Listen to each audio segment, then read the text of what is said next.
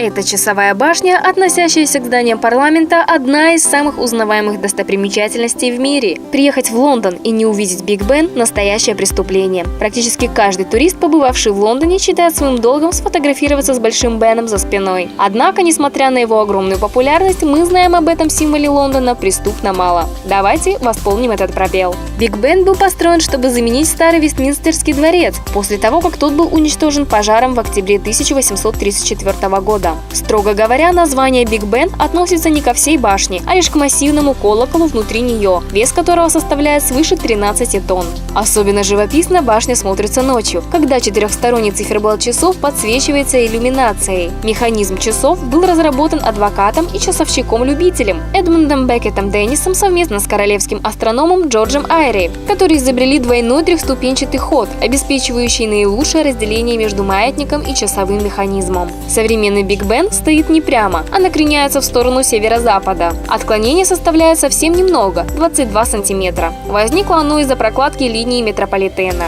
Первые 60 метров часовой башни состоят из кирпичной кладки и каменной облицовки, а остальная часть башни выполнена из чугуна. Высота Биг Бена составляет 96 метров, а сами часы находятся на высоте 55 метров. Диаметр каждого циферблата составляет 7 метров, а механизм часов весит 5 тонн.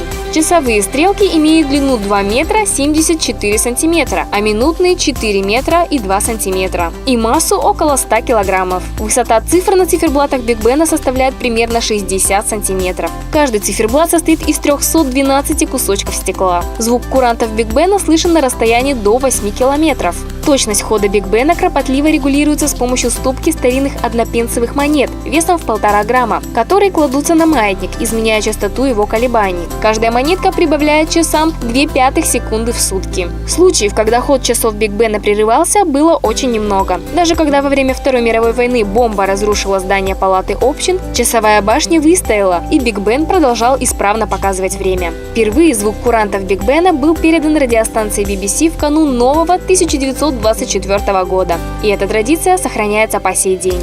Кроме того, перезвон Биг Бена ежегодно транслируют в День памяти в 11 часов 11 дня 11 месяца во знаменование перемирия, окончившего Вторую мировую войну. Раз в 5 лет циферблаты Биг Бена моют профессиональные мойщики окон, которые спускаются вниз на тросах и предельно осторожно моют стеклышки циферблата мыльным раствором, стараясь не надавливать на них руками.